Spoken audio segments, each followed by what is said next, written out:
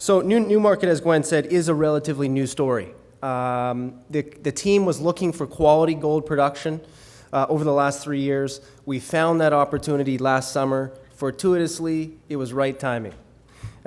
We acquired 3 producing mines in Australia, and they've turned out to be very exciting mines, and I'll talk a little bit about that. So we have an exceptional team, as Gwen mentioned. We have solid gold production. To date, we have solid gold production producing now, and we believe there's still a significant valuation opportunity with Newmarket. As you can imagine, I'll be making some forward-looking statements. I'm sure everybody in the room would be surprised if I didn't. So the Newmarket Gold highlights. We have an exceptional balance sheet. We are a gold producer. We have US $52 million in cash and essentially no debt on the balance sheet.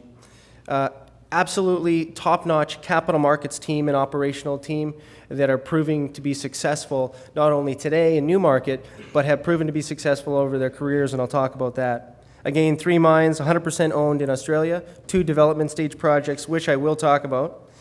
In Q1, we had a record gold production from our flagship Fosterville mine that produces almost 60% of our gold.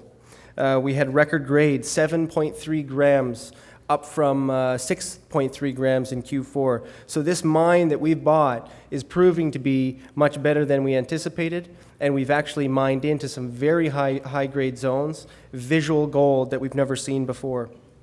We have made some new discoveries, as I just mentioned, and the whole concept with Newmarket was to acquire gold production first, be able to have the cash flow to go out and drill and explore for further opportunities, but at the same time look to acquire other quality gold production. So here you see on the bottom our enterprise value to ounce of production today. It has increased over time, but we're sitting around $2,000 enterprise value, enterprise to ounce of production in the ground, versus the peer group today is probably around 3,800 actually is where the peer group is at. And those are similar mines, and I'll talk a little bit about those. Our price to cash flow is 4.6. Peer group is actually around 8.0 times. So we do have, as I mentioned, a very strong financial position. $52 million in cash. At the end of December 2015, we had $36 million in cash. We've increased that just a little over $15 million to $52 million from free cash flow from these mines. You can see there we're trading on the TSX under the symbol NMI, on the OTCQX, NMKTF. Market capitalization today is around $470 million, 175 million shares issued and outstanding. And you can see down at the bottom some significant shareholders. Management has invested a lot of money into this company. Last summer, when we put the deal together, we raised $25 million at $1.25. We put $12 million into the company at the time. You can see just above us there, Eric Sprott, very well-known resource investor, very well-known precious metals investor, has recently bought a lot of equity in Newmarket. You may have seen some news releases or some recommendations from some of the newsletter writers in the audience here. Eric last month purchased at $2.25 Canadian 10 million shares, and at $2.80 in the same month, he bought another 16.2 million shares. He's bought almost $70 million Canadian of stock in Newmarket in the last month. So that's a huge vote of confidence for not only ourselves, but our shareholders of Newmarket going forward.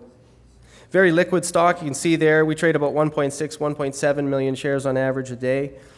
We've increased analyst coverage. So there's about 10 different analysts, different banks, Bank of Montreal, Royal Bank, that cover Newmarket now. So a lot of increased analyst coverage.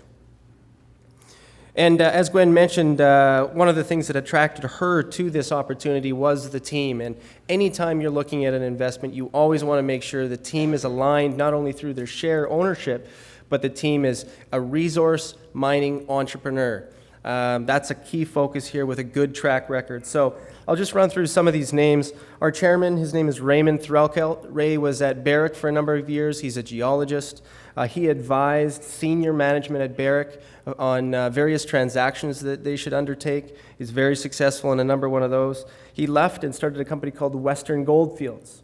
Western Goldfields was sold a few years later to New Gold in a great transaction for shareholders. He then went off and became the president CEO of Rainy River, Rainy River was then sold to New Gold. So he's got a demonstrated track record of success for shareholders. Doug Forrester was one of the initial founders of the Hunter Dickinson Group with Bob Hunter and Bob Dickinson.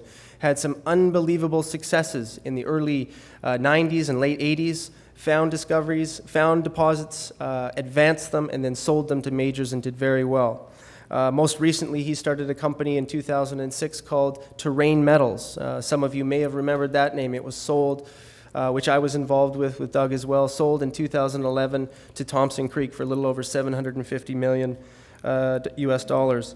I'll just mention a few more, and I'm sure you've all heard this name before. Lucas Lundin, he's a founder, a board member of Newmarket Gold, significant shareholder.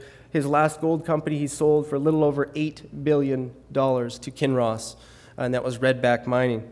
Randall Oliphant, the CEO of Barrick for a number of years, CFO of Barrick for a number of years, currently the executive chairman of New Gold. The list goes on, but I will mention two more. Darren Hall, he's our chief operating officer. You have to have real strong operational people, boots on the ground in Australia. Darren is located there and oversees all of our operations. He was 29 years at Newmont.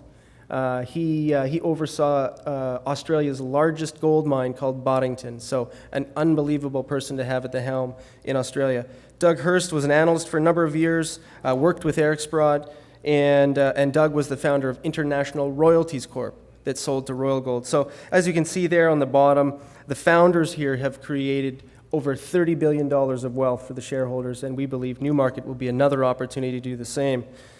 You see on the right-hand side there, one thing to always look for is strong management and insider ownership. As I mentioned, we have $12 million invested into Newmarket, and we own 7.5% of the company.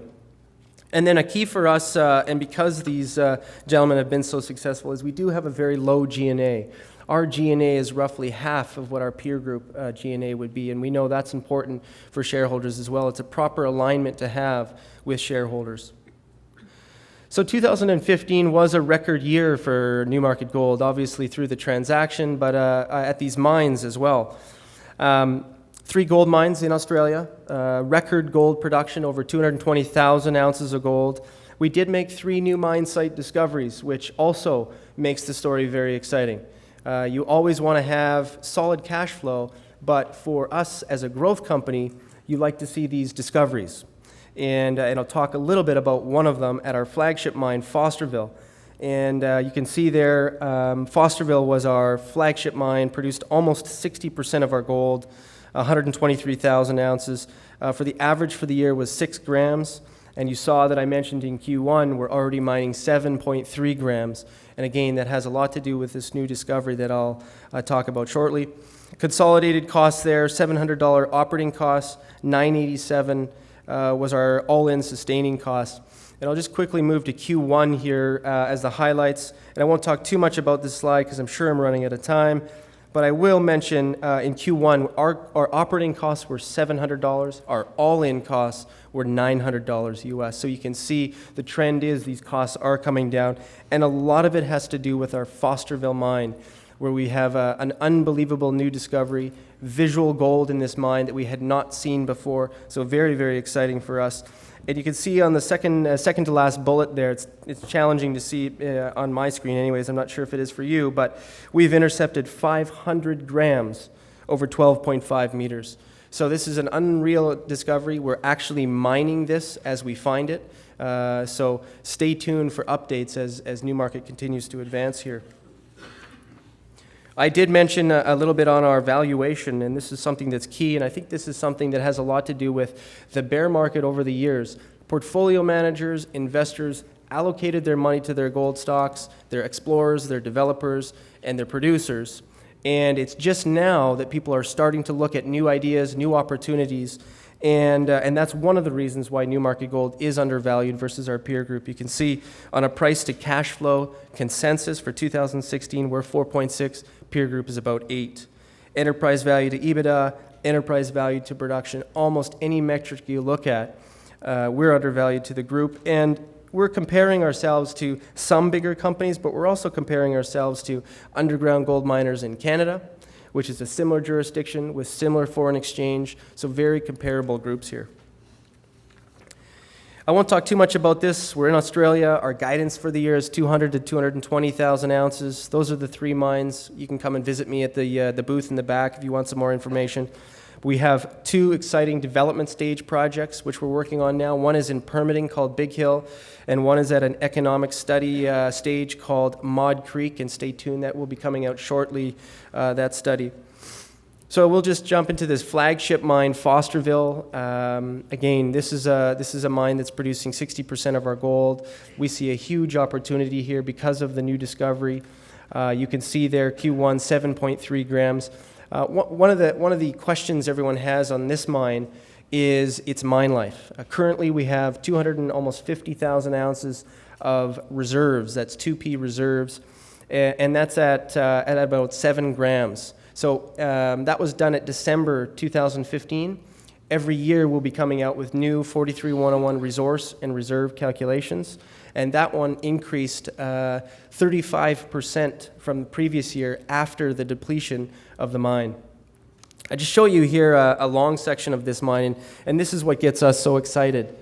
This is the surface. I don't know if this is the surface here. We're looking at this like a slice through the earth, in through the side. This is an underground mine. The green is all stopes, the brown is all resources and reserves, and the pink is actually reserves. So I just want to take your attention down to this box here. You can see some drill holes outside of resources, outside of reserves. We're all hitting excellent grade, 12 grams over 6 meters down plunge, 12.5 grams over 3.3 meters up plunge. So you can see the opportunity here for us looks like it's getting much bigger and much better.